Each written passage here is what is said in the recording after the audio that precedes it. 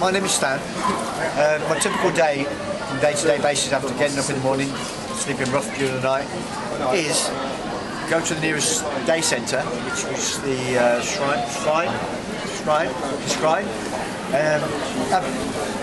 As soon as you go in there, I have a cup of tea, and then they give you some toast and stuff, and then they start talking to you, doctor, nurses. If you've got any problems, day-to-day running of your health system.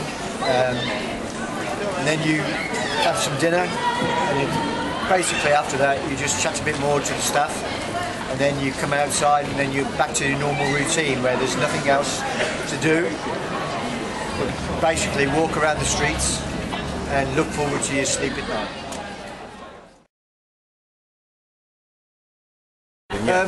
My first experience of being homeless on the streets is due to the council errors. Basically what it was, I was in a masonette. They said they would pay the rent for me, being on the sick. They had to help me with benefit wise, and basically I didn't read the small print on the contract, and when I was about to leave, I found out that the council had overpaid him £2,000, £2,375 to be exact.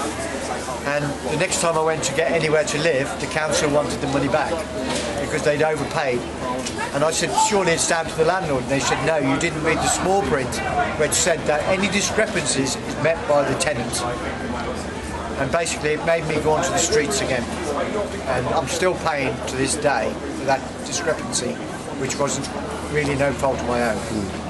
And I don't believe that any false information, people should read what they put in front of them on the contract. Even if they're, they should go and see some day centre where they've got qualified staff who can help them with this and talk to them about all the problems of this contract. I made the mistake, I was naive and ignorant of the thing, and I'm paying for it now. So it made me go onto the streets.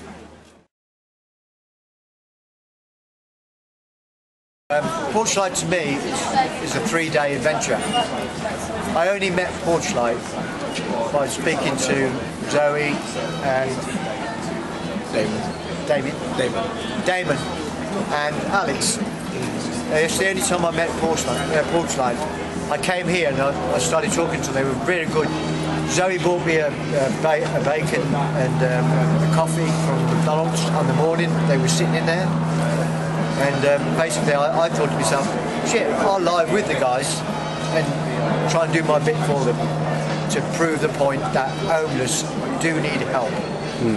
No matter what council it is, it could be Kent, Sussex, Warwickshire, anywhere in the country, they need help.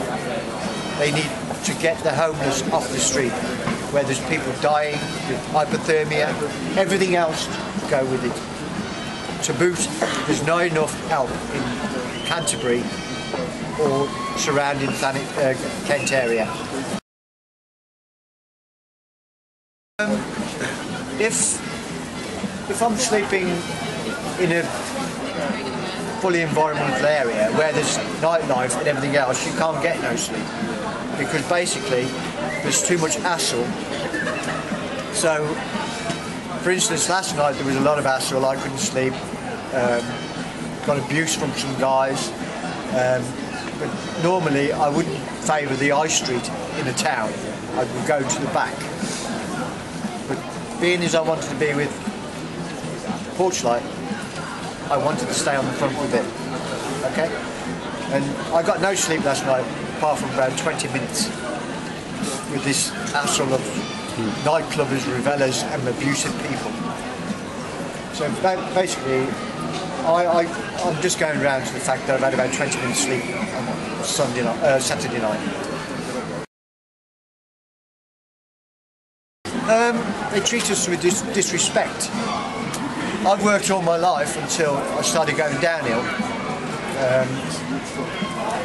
The people, they think, the younger generation growing up now think you're a piece of trash on the road.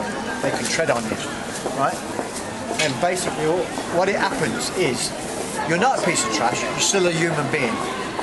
And all they have to respect is, if there's a card there saying that this is a charity helping, we don't need money, we don't want your money, we want you, well, begging wise, we don't want your money that way. We want you to go online and do it through the proper channels. So you can see us as not people on the street actually preying on people for money. Automatically, I believe that the people of today don't really understand the unfortunate people that are actually walking about with a bag on their back and a sleeping bag attached to this bag. I don't believe they understand what this is actually about. If they listen to the police, they're all the same. The police don't want people in their town. They think they're vagrants. If they haven't got a penny in their pocket, they're a tramp. Yeah? And even if you're sitting down on the ground, taking a rest, they think you're begging. Even if you haven't got a hat or a box or a piece of cardboard in front of you.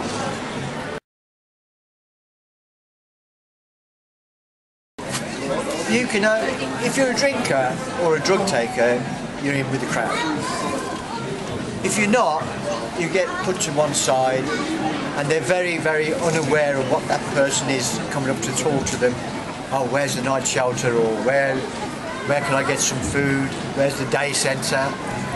When you first move into a new town, this is the aspect you've got to go on.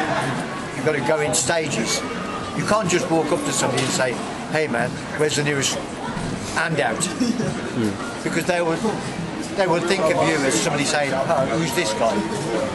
But you've got to get their respect.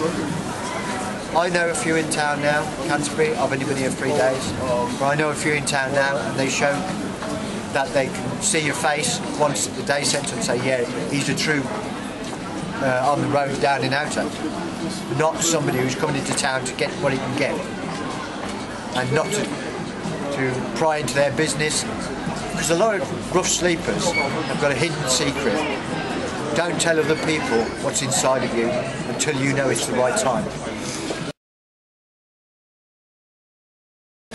Not because these guys are here. I believe they're doing a great job. And it takes courage to sleep on the street, especially in freezing weather like we've had for the last 2 nights. And it takes courage. No matter what happens, it will come through in the end. I believe that what they're doing is a help. It's happening all over the country, outreach, everywhere. But in London, you have to wait sometimes 2 months to try and even get a referral to a hospital. And you can be sleeping on the street in Victoria or for 2 months at a time and getting abuse and everything else, which I've explained before, of people that don't respect that you're a human being.